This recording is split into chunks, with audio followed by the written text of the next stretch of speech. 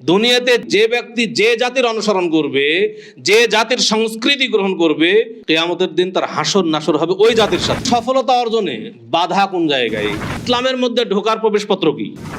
দুনিয়াতে আমি আপনি যদি কোটি কোটি টাকার মালিক হই, আর কিয়ামতের দিন যদি জাহান্নামে প্রবেশ করতে হয়, তাহলে আমার আপনার চাইতে ব্যর্থ মানুষ আর কেউ থাকবে না।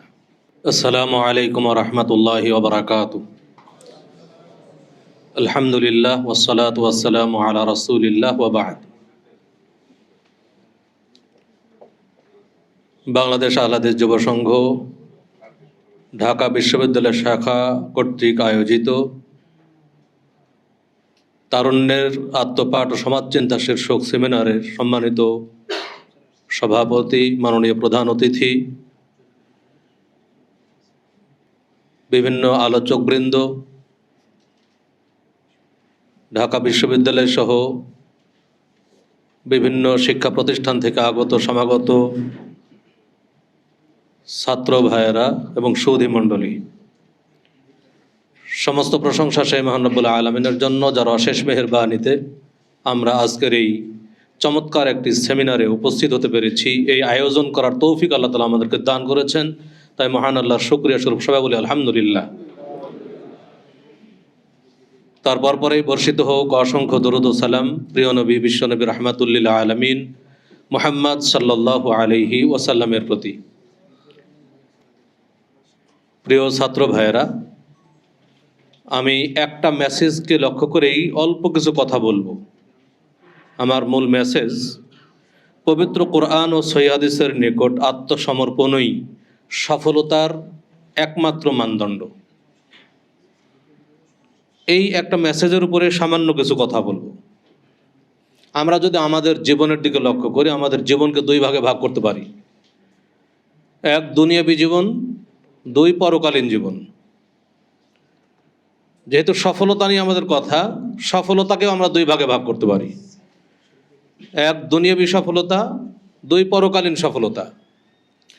আমরা সবাই জানি দুনিয়াবী জীবন ক্ষণস্থায়ী জীবন, যেই জীবনের এক সেকেন্ডের বিশ্বাস নাই। তাহলে দুনিয়াবী জীবন ক্ষণস্থায়ী জীবনের সফলতাই মূল, নাকি পরকালীন জীবন, যেই জীবনের কোনো লয় নাই, ক্ষয় নাই, চিরস্থায়ী জীবন, সেই জীবনের সফলতাই মূল? এটা আমাদের নির্ধারণ করতে হবে। তাহলে চিরস্থায়ী জীবনের সফলতা অর্জন করব, এটাই আমাদের মূল। আর এজন্যই আল্লাহ তাআলা পবিত্র কোরআন মাজিদে ঘোষণা দিচ্ছেন, ফামান যুহজিহা আনিন নার, কিয়ামতের দিন যাকে জাহান্নাম থেকে দূরে রাখা হবে, ওয়া উদখিলাল জান্নাতা, এবং জান্নাতে প্রবেশ করানো হবে, ফাকাদ ফাজ, সে ব্যক্তি হবে সফলকাম। দুনিয়াতে আমি আপনি যদি কোটি কোটি টাকার মালিক হই, দুনিয়াতে আমি আপনি যদি খুব বড় উঁচু পর্যায়ের কোনো নেতা হই, আর কিয়ামতের দিন যদি জাহান্নামে প্রবেশ করতে হয়, তাহলে আমার আপনার চাইতে ব্যর্থ মানুষ আর কেউ থাকবে না। দুনিয়াতে আমি আপনি যদি একেবারে মূল্যহীন, যেই মানুষটাকে কেউ চেনে না, অপরিচিত একজন গরিব মানুষ, আমার উল্লেখযোগ্য কোনো দুনিয়াতে সম্মান নাই, অর্থ নাই, কিন্তু কিয়ামতের দিন যদি আমি আপনি জান্নাতে প্রবেশ করতে পারি, তাহলে এখানেই আমাদের মূল সফলতা। অতএব আমাদের এই মূল সফলতার দিকেই এগিয়ে যেতে হবে। এখন সফলতা অর্জন করব পরকালীন জীবনে। পরকালীন জীবনের সফলতা অর্জনের উপায়টা কি? কিভাবে সফলতা অর্জন করা সম্ভব? সফলতা অর্জন করার জন্য আমাদেরকে ভালো পরীক্ষা দিতে হবে। কারণ দুনিয়াকে বলা হয় দারুল ইমতিহান, দুনিয়া হচ্ছে পরীক্ষার হল। পরকালকে বলা হয় দারুল জাজা, পরকাল হচ্ছে প্রতিদান লাভের জায়গা। দুনিয়াতে আমরা সবাই পরীক্ষা দিচ্ছি, আমাদের বিভিন্নভাবে আল্লাহ তাআলা পরীক্ষা করছেন। কাউকে অত্যাধিক ব্রেন দিয়ে আল্লাহ তাআলা পরীক্ষা করছেন, তার ব্রেনকে আল্লাহর পথে কাজে লাগাই নাকি অন্যায় পথে লাগাই, আল্লাহর নাফরমানিতে কাজে লাগাই। অনেক অঢেল সম্পদ দান করেছেন, পরীক্ষা করছেন, দেখি আমার এই বান্দা অঢেল সম্পদ পেয়ে আমার আনুগত্য করে না শয়তানের আনুগত্য করে। কাউকে অত্যন্ত ক্ষুধা দিয়েছেন, অভাব দিয়েছেন, পরীক্ষা করছেন আল্লাহ, দেখি আমার এই বান্দা অভাবের তাড়নায়, ক্ষুধার তাড়নায় সে কি আমাকে ভুলে যায় না আমাকে স্মরণ করে। প্রতিটি মুহূর্তই কিন্তু আমরা পরীক্ষা দিচ্ছি। এই পরীক্ষায় পাশ করতে হবে। আমরা যারা এখানে শিক্ষার্থী আছি, আমরা সবাই পরীক্ষায় অংশগ্রহণ করি। আমরা আমাদের এই পরীক্ষাকে দুই ভাগে ভাগ করতে পারি। পরীক্ষা যে কার্যক্রম, সেই কার্যক্রমকে আমরা দুই ভাগে ভাগ করতে পারি। এক, পরীক্ষার হলের ঢোকার আগে কিছু নিয়ম শৃঙ্খলা মেনে চলতে হয়, সেইগুলো কাজ। আর দুই, প্রশ্নের চাহিদা অনুযায়ী সুন্দর এবং সঠিক উত্তর প্রদান করা। পরীক্ষার হলে ঢুকতে গেলে আপনাকে সুন্দর ড্রেস আপ করতে হবে, আপনার ড্রেস হতে হবে সুন্দর, না হলে হয়তো বা স্বাভাবিক কোনো ড্রেসে আসলে আপনাকে হয়তো পরীক্ষার হলেই ঢুকতে দেওয়া হবে না। আপনার হাতে প্রবেশপত্র থাকতে হবে, না হলে আপনাকে পরীক্ষার হলে ঢুকতে দেওয়া হবে না। আপনি পরীক্ষার হলে আসবেন, কলম নেবেন, পেন্সিল নেবেন, যাবতীয় প্রস্তুতি গ্রহণ করে পরিপাটি হয়ে আপনি পরীক্ষায় অংশগ্রহণ করবেন। পরীক্ষা যখন প্রশ্ন হাতে পেলেন, প্রশ্নের চাহিদা অনুযায়ী সুন্দর এবং সঠিক উত্তর প্রদান করতে হবে, তাহলে আপনার সফলতা। যদি আপনি পরীক্ষার হলে সুন্দর পরিপাটি হয়েছেন, কোনো সমস্যা নাই আপনার, কিন্তু উত্তর যদি সঠিক না দেওয়া হয়, প্রশ্নে যা চাওয়া হয়েছে প্রশ্নের চাহিদা অনুযায়ী যদি উত্তর না হয়, আপনি যদি নিজের খেয়াল খুশি মতো উত্তর প্রদান করেন, তাহলে কি পরীক্ষক যারা থাকবেন তারা কি আপনাকে কোনো নাম্বার দেবেন? দেবেন না, বরং আপনি অকৃতকার্য হবেন।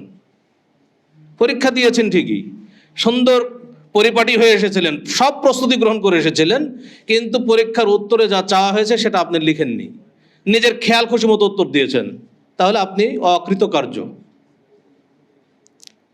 অনুরূপভাবে আমরা যতই সুন্দর মুসলিম হচ্ছি, আমি দেখে আমাকে চেহারা দেখে মনে হচ্ছে যে মুসলিম, আমি সুন্দর মুখে দাড়ি রেখেছি, সুন্দর পোশাক পরেছি, মাথায় টুপি পরেছি, আমাকে দেখে মনে হচ্ছে আমি সুন্দর মুসলিম, কিন্তু আল্লাহ যেভাবে তার ইবাদত করতে বলছেন, আল্লাহর চাওয়া অনুযায়ী যদি আমরা সেই ইবাদত না করি, নিজের খেয়াল খুশি মতো যদি ইবাদত করি, তাহলে এর বিনিময়ে কি আল্লাহ তাআলা আমাদেরকে জান্নাত দেবেন?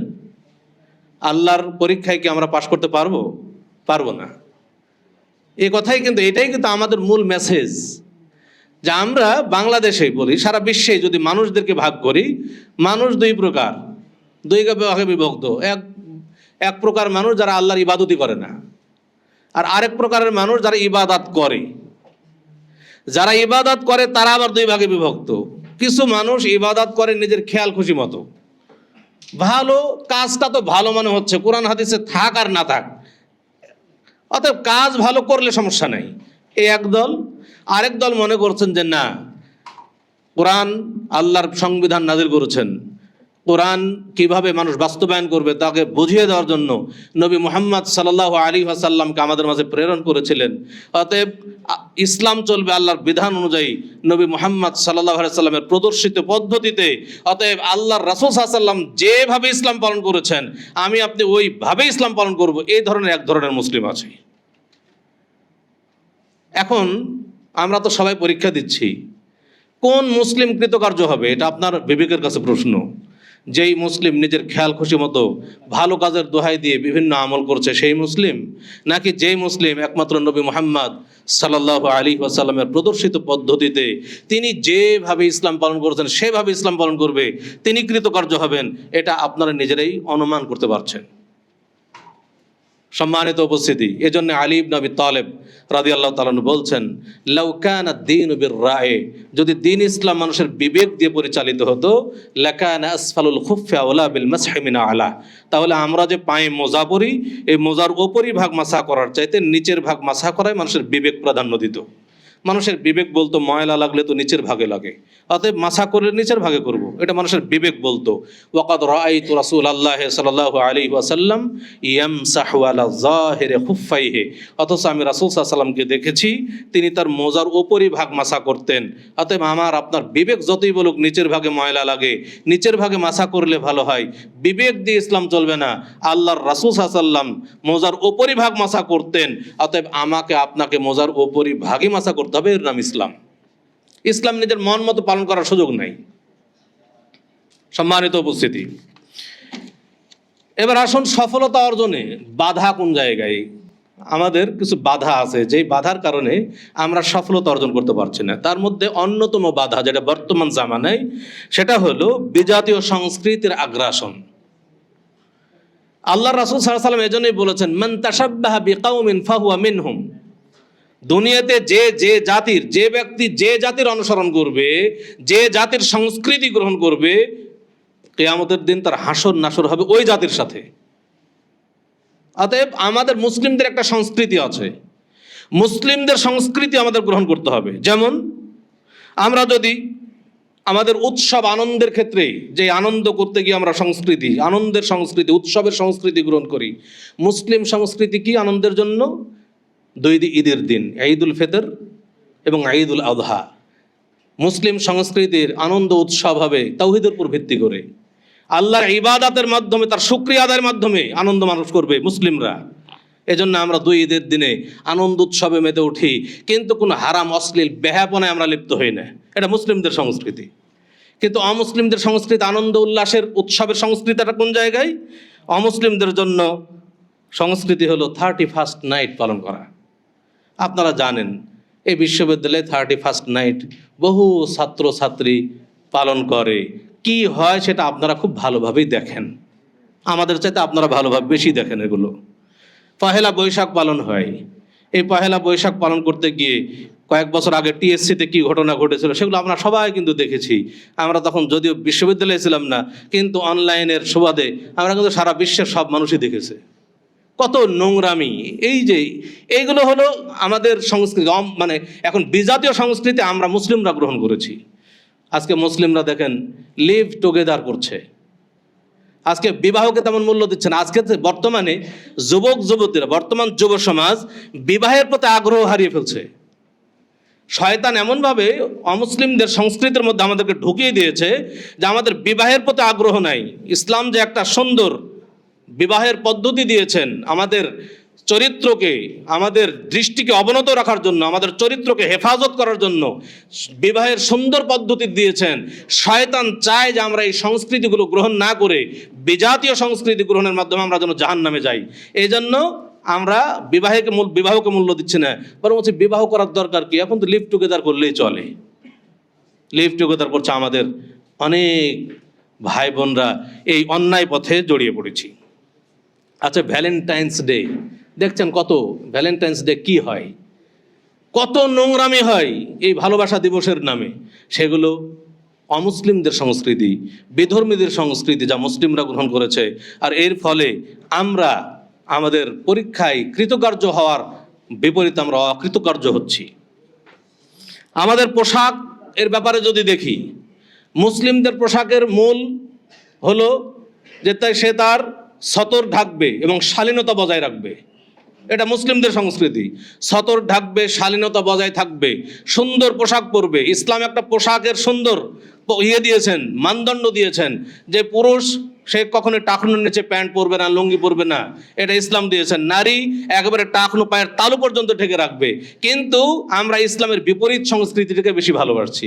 আজকে পুরুষরা এমনভাবে প্যান্ট লুঙ্গি আমরা পরছি যে আমরা ঝাড়ু দিয়ে চলে যাচ্ছি, নারীরা এমনভাবে মানে পোশাক উপরে উঠাচ্ছি যার ভাষায় প্রকাশ করা যাবে না। তাহলে ইসলামের বিপরীত সংস্কৃতি। কিন্তু ইসলামী সংস্কৃতি সুন্দর পোশাক পরবে। আলহামদুলিল্লাহ, আমরা যারা সুন্দর পোশাক পরি তারা এই সংস্কৃতিটা মেনে চলি, আলহামদুলিল্লাহ। সম্মানিত উপস্থিতি, বিধর্মীদের সংস্কৃতির পোশাকের ক্ষেত্রে তাদের মূল হলো যে তারা ফ্যাশন এবং দেহ প্রদর্শনী। আজকে দেখেন যে বর্তমান জামানায় যে যত ছোটোখাটো আঁটো পোশাক পরে সেই তত আধুনিক বলে বিবেচিত হয় বর্তমান সমাজে, সে নাকি সভ্য। এখন কিছু, যেমন আমরা কয়েক বছর আগে দুবাই গেলাম, তো দুবাই একটা সি বিচে বলা হলো যে এই সি বিচে ঢুকতে গেলে উলঙ্গ হইতে হবে, পোশাক পরে ঢোকা যাবে না। তাহলে এই যে এটা মনে করছে তারা হলো আধুনিক, তারাই নাকি সভ্য। তাহলে উলঙ্গ হলে সভ্য হয় তারা। সম্মানিত ছাত্র ভাইয়েরা, আমাদের এগুলো বুঝতে হবে। এই পাশ্চাত্যের সভ্যতা আমাদেরকে ইসলাম থেকে আস্তে আস্তে দূরে সরিয়ে দিচ্ছে। এই মানে অমুসলিমদের ষড়যন্ত্র আমাদের উপলব্ধি করতে হবে, বুঝতে হবে। পারিবারিক এবং সামাজিক জীবন সম্পর্কে মুসলিমদের সংস্কৃতি হলো মুসলিমরা তার পিতামাতার আনুগত্য করে, তার পিতামাতাকে সর্বোচ্চ ভালোবাসে, পিতামাতার সাথে সদাচরণ করে। আল্লাহ রাসূল সাল্লাল্লাহু আলাইহি সাল্লাম বলছেন যে তুমি তোমার পিতামাতা যদি তোমাকে তোমার সম্পদ থেকে বঞ্চিত করে, তোমার পিতামাতা যদি তোমাকে বাড়ি থেকে বের করেও দেয়, তবুও তুমি তোমার পিতামাতার সাথে সদাচরণ করো। ইসলাম কত কিছু শিক্ষা দিচ্ছে। কিন্তু অমুসলিমদের সংস্কৃতি কি? যখন বয়স 18 হয়ে গেল, পিতামাতার সাথে আর সম্পর্ক নেই।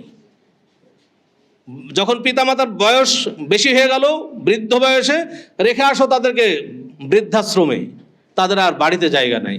মুসলিম সংস্কৃতি কিন্তু এটা নয়, বরং মুসলিমরা বিশ্বাস করে যে একজন বৃদ্ধ পিতামাতা তাদের খেদমতের মাধ্যমে আমরা জান্নাত হাসিল করব।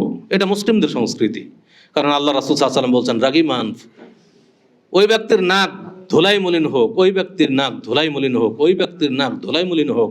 এক সাহাবী জিজ্ঞেস করলেন, মান ইয়া রাসূলুল্লাহ, হে আল্লাহ রাসূল সাল্লাল্লাহু আলাইহি সাল্লাম, সেটা কে? কার নাক ধুলাই দূষিত হোক? রাসূল সাল্লাল্লাহু আলাইহি সাল্লাম বললেন, যে যার তোমাদের মধ্যে যে ব্যক্তি তার বৃদ্ধ পিতামাতাকে পেল অথবা তাদের একজনকে পেল অথচ তাদের খেদমত করে জান্নাতে প্রবেশ করতে পারলো না, তার নাক ধুলাই মলিন হোক। এটা ইসলামী মুসলিমদের সংস্কৃতি। মুসলিমদের সংস্কৃতি বড়দেরকে সম্মান করবে, ছোটদেরকে স্নেহ করবে, মানুষের বিপদে মানুষের কাছে এগিয়ে আসবে, সাহায্যে এগিয়ে আসবে। এটা মুসলিমদের সংস্কৃতি। কিন্তু অমুসলিমদের সংস্কৃতি কিন্তু এগুলো নয়। অমুসলিমদের সংস্কৃতি এর বিপরীত। অতএব আমাদের এক্ষেত্রেও মুসলিমদের সংস্কৃতি গ্রহণ করতে হবে, অমুসলিমদের সংস্কৃতি থেকে বেরিয়ে আসতে হবে। মুসলিমদের খাদ্যের ব্যাপারে যদি বলি, খাদ্য মুসলিমদের সংস্কৃতি হলো বিসমিল্লাহ বলে খাদ্য খাওয়া শুরু করবে, ডান হাতে সে খাদ্য খাবে, খাদ্য খাওয়া শেষে সে আলহামদুলিল্লাহ বলবে। হ্যাঁ, খাদ্য যখন সে খাবে সে ডান দিক থেকে খাবে। যে কত সুন্দর পদ্ধতি, বসে থেকে খাদ্য খাবে। এগুলো সব মুসলিমদের সংস্কৃতি। কিন্তু অমুসলিমদের খাদ্য, অমুসলিমদের সংস্কৃতি এখন বাম হাত, মানে বাম হাতে তাকে খাইতে হবে। এক হাতে সিগারেট আর আরেক হাতে চায়ের কাপ, এটা না হলে তার সভ্যতা ফিরে আসে না। এগুলো হলো অমুসলিমদের সংস্কৃতি। হারাম খাদ্য তারা খাচ্ছে। খাবারের পরে এক গ্লাস মদ পান না করলে তাদের মানে তারা নাকি সমাজে আনসোশাল হয়ে যায়। মানে সামাজিকতা বজায় রাখতে গেলে তাদেরকে মদ পান করতে হবে। কিন্তু মুসলিম সংস্কৃতি কিন্তু ওটা বলে না। অতএব মুসলিমদের সংস্কৃতি যদি আমরা গ্রহণ করি তাহলে আমরা সার্বিক দিক থেকে সুন্দর থাকতে পারবো ইনশাআল্লাহ। এই জন্য বাংলাদেশ আহলে হাদিস যুব সংঘ, আহলে হাদিস আন্দোলন বাংলাদেশ চাই এদেশে এমন একটি ইসলামী সমাজ যেখানে থাকবে না প্রগতির নামে কোনো বিজাতীয় মতবাদ, থাকবে না ইসলামের নামে কোনো মাযহাবী সংকীর্ণতাবাদ। এই সমাজ আমরা চাই। আমাদের চাওয়াটা আপনাদের সামনে আমরা প্রকাশ করছি। আপনারা সবাই শিক্ষিত মানুষ এখানে আছেন, যারা সর্বোচ্চ শিক্ষা লাভ করছেন। আপনাদেরকে আল্লাহ তাআলা ভালো মন্দ, ন্যায় অন্যায়, সত্য মিথ্যা যাচাই করার ব্রেন, বিবেক বুদ্ধি আল্লাহ দান করেছেন। আমি আপনাদের কাছে আকুল আবেদন জানাবো যে আমরা কি করছি, আমরা কি করতে চাই, এ সম্পর্কে আমাদেরকে নিয়ে একটু লেখাপড়া করুন, আমাদেরকে একটু জানার চেষ্টা করুন। আমরা যদি সত্যই ভালো কাজের দিকে এগিয়ে যাই তাহলে আহ্বান করছি যে আপনার সাহায্য আমাদের খুব দরকার।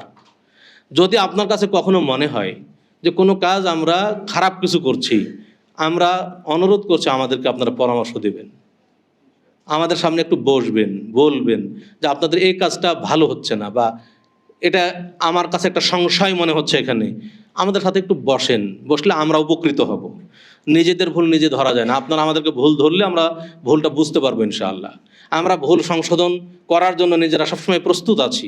তাই আসুন আমরা সবাই মিলে সমাজটাকে পরিবর্তন করার চেষ্টা করি। একাকী সমাজ পরিবর্তন করা সম্ভব না। সবাই মিলে যদি সমাজ পরিবর্তন করার চেষ্টা করি ইনশাআল্লাহ এর মাধ্যমে সমাজ পরিবর্তন হবে। এই সমাজে একদিন তাওহীদ প্রতিষ্ঠা হবেই হবে ইনশাআল্লাহ। আমি বাংলাদেশ আহলে হাদিস যুব সংঘের কেন্দ্রীয় কমিটির পক্ষ থেকে সকলকেই আন্তরিক ধন্যবাদ এবং মুবারকবাদ জ্ঞাপন করছি। সম্মানিত উপস্থিতি, আমরা বাংলাদেশের মানুষ, আমরা সবসময় দাবি করি শতকরা 90 জন বা তারও বেশি মানুষ আমরা মুসলিম বসবাস করি, তাই না? বাংলাদেশের অধিকাংশ মানুষই কিন্তু আমরা মুসলিম। আচ্ছা, মুসলিম হওয়ার জন্য আমাদের প্রথম প্রবেশপত্রটা কি? আমি যেটা বলছিলাম প্রথমেই যে আমরা পরীক্ষার হলে তো আছি, পরীক্ষার হলে ঢুকতে গেলে আমাদের প্রবেশপত্র ছাড়া কি ঢোকা যাবে? ঢোকা যাবে না, প্রবেশপত্রের দরকার। তো প্রবেশপত্রটা কি? ইসলামের মধ্যে ঢোকার প্রবেশপত্র কি? ইসলামের মধ্যে ঢোকার প্রবেশপত্র হলো তাওহীদ, আকীদা। আকীদা এমন একটা জিনিস যেটা ইসলামের মৌলিক বিষয়। আমাদের বর্তমান মুসলিম সমাজের আকীদা ঠিক নেই, যদিও আমরা বলছি আমরা মুসলিম। যেমন দেখেন মুসলিম সমাজ আকীদাগতভাবে কত বিভ্রান্ত। আজকে আমরা বলছি মুসলিম, সব মুসলিম এর আকীদা এক নয়। যেমন আমরা শিয়া মুসলিম নাম শুনেছি, তাই না? শিয়াদের নাম শুনেছি। শিয়ারা নিজেদেরকে মুসলিম দাবি করে, শুধু তাই নয়, মুসলিম দাবি করে শুধু এতটুকুই না, বরং তারা মনে করে যে তারাই প্রকৃত মুসলিম, আমরা তাদের নিকটে কাফের। মানে তারা আমাদেরকে কাফের মনে করে শিয়ারা। এই জন্য আপনি যদি কখনোই শিয়াদেরকে কোনো পশু জবে করে দেন তো খাবে না তারা, কারণ আমরা তাদের নিকটে কাফের। যেই শিয়ারা তাদেরকে নিজেদেরকে প্রকৃত মুসলিম দাবি করছে, যেই শিয়ারা আমাদেরকে কাফের মনে করছে, সেই শিয়াদের আকীদা সম্পর্কে একটু বলি। শিয়াদের সবচেয়ে ভয়ঙ্কর আকীদা হলো তারা মনে করে যে আমাদের হাতে যে কোরআন আছে সে কোরআন মিথ্যা। নাউজুবিল্লাহ, কোরআন মিথ্যা কোরআন। তারা বলে যে আবু বকর রাদিয়াল্লাহু আনহু, ওমর রাদিয়াল্লাহু আনহু এই দুইজন মিলে কোরআনকে বিকৃত করেছে। নাউজুবিল্লাহ। শিয়াদের দাবি হলো যে যেই দিন জিবরিল আলাইহিস সালাতু ওয়াস সালাম প্রথম ওহী নিয়ে এসেছিলেন হেরা গুহায় মুহাম্মদ সাল্লাল্লাহু আলাইহি ওয়াসাল্লামের কাছে, ইকরা বিসমি রাব্বিকাল্লাযী খালাক, আপনারা এই ঘটনা সবাই শুনেছেন, জানেন। তাদের দাবি হলো যে ওই দিন ওহী আসার কথা ছিল আলী রাদিয়াল্লাহু আনহুর কাছে, কিন্তু জিবরিল আলাইহিস সালাতু ওয়াস সালাম ভুল করে মুহাম্মদ সাল্লাল্লাহু আলাইহি ওয়াসাল্লামের কাছে ওহী নিয়ে গেছে। শিয়াদের দাবি হলো আয়েশা রাদিয়াল্লাহু তাআলা আনহা, যিনি রাসূলুল্লাহ সাল্লাল্লাহু আলাইহি ওয়াসাল্লামের স্ত্রী, সকল মুমিনের মা আয়েশা রাদিয়াল্লাহু তাআলা আনহা, তিনি নাকি জিনাকার। নাউজুবিল্লাহ। এবং তারা এখন পর্যন্ত আয়েশা রাদিয়াল্লাহু তাআলা আনহাকে কবর থেকে উঠিয়ে দৌড়া মারার চেষ্টা চালায়। এই শিয়াদের মধ্যে বহু দল আছে। কিছু দল বিশ্বাস করে যে আলী আল্লাহ, আলী রাদিয়াল্লাহু তাআলা আনহুকে আল্লাহ বলে দাবি করে সরাসরি। তাহলে দেখেন, আলী রাদিয়াল্লাহু তাআলা আনহুকে আল্লাহ বলে যারা, এরা কি, যদি আমরা কোরআন হাদিস যাচাই করি, এদের কি মুসলিম বলা সম্ভব? যারা আয়েশা রাদিয়াল্লাহু তাআলা আনহাকে জিনাকার বলতে পারে, এদের কি মুসলিম বলা সম্ভব? বরং এরা হচ্ছে সবচেয়ে মুসলিমদের জন্য ভয়ানক।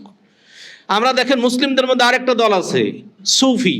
আমাদের দেশে সবচাইতে বেশি মানুষ হলো সুফি আকীদার মানুষ। আমাদের দেশে সবচাইতে বেশি, মানে ভারত উপমহাদেশে, শুধু বাংলাদেশ নয়, বাংলাদেশ, ইন্ডিয়া, পাকিস্তান, ভারত উপমহাদেশে সবচাইতে বেশি সংখ্যক মানুষ হলেন সুফি সম্প্রদায়ের মানুষ। সুফিদের সবচেয়ে ভয়ঙ্কর আকীদা কি? সুফিদের সবচেয়ে ভয়ঙ্কর আকীদা হলো আল্লাহ মুহাম্মদ, মুহাম্মাদি আল্লাহ। নাউজুবিল্লাহ। এই আকীদা আমাদের দেশে আছে। আপনারা দেখবেন কি আছে, আমাদের দেশে মিলাদ মাহফিল হয়। আপনারা দেখেছেন মিলাদ মাহফিল হয়? মিলাদ মাহফিলে একটা উর্দু কবিতা পাঠ করা হয়, আপনারা একটু খেয়াল করে দেখবেন। উর্দু কবিতাটা কি? ওহ জো মুস্তাবি আরশ থা খুদা হোকার, উতার পড়া হ্যায় মদিনা মে মুস্তফা হোকার। ওহ জো মুস্তাবি আরশ থা খুদা হোকার, আরশের অধিপতি আল্লাহ যিনি ছিলেন, উতার পড়া হ্যায় মদিনা মে মুস্তফা হোকার, তিনি মুস্তফা রূপে মদিনায় অবতীর্ণ হলেন। মানে যিনি আল্লাহ আরশে ছিলেন তিনি মুস্তফা হয়ে মদিনায় অবতীর্ণ হলেন। মানে আল্লাহ মুহাম্মাদের মধ্যে কোনো পার্থক্য নাই। নাউজুবিল্লাহ। বাংলায় গান বানানো হয়েছে যে আহমাদের ওই মিমের পর্দা উঠিয়ে দেখ রে মন, আহাদ সেথায় বিরাজ করে জানে গুণীজন। মানে আহমাদ কার নাম? মুহাম্মদ সাল্লাল্লাহু আলাইহি ওয়াসাল্লামের নাম। আর আহাদ কার নাম? আল্লাহর নাম। তারা বলতে চাচ্ছে যে আল্লাহ এবং আহমাদ আর মুহাম্মদ এই দুইটি নামের মধ্যে শুধু একটা মিমের পার্থক্য। এই মিম, আহমাদের এই মিম উঠিয়ে দিলে আহমাদ আহাদ হয়ে যায়। অতএব আল্লাহ মুহাম্মাদের মধ্যে কোনো পার্থক্য নেই, একই। তাহলে দেখেন, সুফিরা, শিয়ারা বিশ্বাস করছে আলী আল্লাহ, সুফিরা বিশ্বাস করছে মুহাম্মাদি আল্লাহ। নাউজুবিল্লাহ। তাহলে সবাই তো মুসলিম দাবি করছে, মুসলিমদের মধ্যে আকীদাগত বিভ্রান্তি।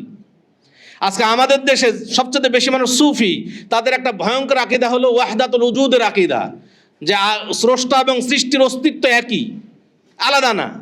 এবং এজন্য হাজী ইমদাদুল্লাহ মুহাজির মাক্কি তিনি এই ওয়াহদাতুল উজুদকে বোঝানোর জন্য একটা উদাহরণ পেশ করেছেন। উদাহরণটা কি? তিনি বলছেন যে আল্লাহ হলেন একটা বীজ। বীজ মানে যে বীজ থেকে গাছ, মানে উদ্ভিদ জন্মায় আর কি, এই গাছ উদ্গত হয়। তাহলে এই বীজ হলেন আল্লাহ। তারা বলছেন যে একটা বীজ যখন বপন করা হয়, যখন ওই বীজ থেকে গাছ বের হয়, গাছ যখন বড় আকার ধারণ করে, ওই বীজটা কিন্তু গোপন হয়ে যায়, বীজ আর দেখা যায় না। তো অনুরূপভাবে আল্লাহ হলেন বীজ, আর তার সৃষ্টি জগৎ হলো তার এই ডালপালা শাখা প্রশাখা। যখন এই বীজ থেকে সৃষ্টি জগৎ বড় হয়ে গেছে, তখন ওই বীজ মানে আল্লাহ গোপন হয়ে গেছেন, আল্লাহকে আর দেখা যায় না। অতএব সৃষ্টি স্রষ্টার অস্তিত্ব একই, এটা আলাদা কোনো না, কোনো পার্থক্য নাই। সম্মানিত উপস্থিতি, এই আকিদা যদি কারো হয়, এই আকিদা কি কোনো মুসলিমের আকিদা হতে পারে? ইমান বিধ্বংসী আকিদা, অথচ আমরা সবাই বলছি মুসলিম। এই জন্য বলছি মুসলিম হলেই জান্নাতে যাওয়া সম্ভব নয়। এই জন্য আল্লাহ রাসূল সাল্লাল্লাহু আলাইহি ওয়াসাল্লাম কি বলছেন?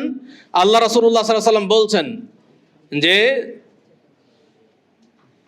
মানুষ, বানি ইসরাইলরা বিভক্ত হয়েছিল 72 দলে।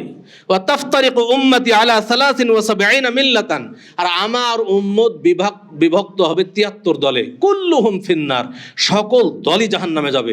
ইল্লা মিল্লাতান ওয়াহিদা, শুধুমাত্র একটি দল ব্যতীত, একটি দল জান্নাতে যাবে। কিলা মান হুম ইয়া রাসূলুল্লাহ, জিজ্ঞেস করা হলো হে আল্লাহ রাসূল সাল্লাল্লাহু আলাইহি ওয়াসাল্লাম, সে একটি দল কারা যারা জান্নাতে যাবে?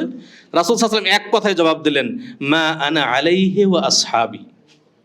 কোনো দলের নাম করলেন না, একটা বৈশিষ্ট্যের নাম কথা বলে দিলেন যে মা আনা আলাইহি ওয়া আসহাবি, আমি এবং আমার সাহাবায়ে কেরাম যেই আকীদার উপরে প্রতিষ্ঠিত আছি, এই আকীদার উপরে যারা প্রতিষ্ঠিত থাকবে তারাই জান্নাতি দল অন্তর্ভুক্ত হবে। তাহলে আমাদের আকীদা হতে হবে কার? রাসূলুল্লাহ সাল্লাল্লাহু আলাইহি ওয়াসাল্লাম এবং সাহাবায়ে কেরাম যে আকীদা পোষণ করেছিলেন, আমাদেরকে ঠিক ওই আকীদাই পোষণ করতে হবে, তাহলে আমরা জান্নাতে প্রবেশ করতে পারবো, অন্যথায় জান্নাতে প্রবেশ করতে পারবো না। এখানে রাসূল সাল্লাল্লাহু আলাইহি ওয়াসাল্লাম বললেন আমার উম্মত 73 দলে বিভক্ত হবে। এই উম্মত বলতে কাদেরকে বোঝানো হয়েছে? উম্মত বলতে মুসলিমদেরকে বোঝানো হয়েছে। মুসলিমরা 73 দলে বিভক্ত হবে। মুসলিমদের মধ্যে 72 দল মুসলিম জাহান্নামে যাবে, আর মুসলিমদের মধ্যে একদল মুসলিম জান্নাতে যাবে। সেই একদল মুসলিম যারা আল্লাহ রাসূল সাল্লাল্লাহু আলাইহি ওয়াসাল্লাম এবং সাহাবায়ে কেরামের আকীদা গ্রহণ করবে। আমরা তাই সকলকে আবেদন জানাই, আমাদের শুধু মুসলিম দাবি করলেই হবে না, জান্নাত প্রাপ্ত মুসলিম হওয়ার জন্য অবশ্যই আমাদের আকীদাগত সংস্কার দরকার, আকীদার সংশোধন দরকার। আমরা আমাদের আকীদা গ্রহণ করব, নবী মুহাম্মদ সাল্লাল্লাহু আলাইহি ওয়াসাল্লামের আকীদা, সাহাবায়ে কেরামের আকীদা। আল্লাহ তাআলা আমাদেরকে সেই তৌফিক দান করুন, আমাদের সংশোধন হওয়ার তৌফিক দান করুন, প্রকৃত মুসলিম হওয়ার তৌফিক দান করুন, ইসলামের মধ্যে পরিপূর্ণভাবে দাখিল হওয়ার তৌফিক দান করুন। আমিন। এই বলে আমি আমার আলোচনা এখানে শেষ করছি। আকুলু কাওলি হাদা ওয়া আস্তাগফিরুল্লাহ লি ওয়া লাকুম ওয়া লিসাইরিল মুসলিমিন ফাস্তাগফিরুহু ইন্নাহু হুয়াল গফুরুর রহিম। আসসালামু আলাইকুম ওয়া রাহমাতুল্লাহি ওয়া বারাকাতুহু। আহলে হাদিস আন্দোলন বাংলাদেশ, আসুন পবিত্র কুরআন ও সহিহ হাদিসের আলোকে জীবন গড়ি।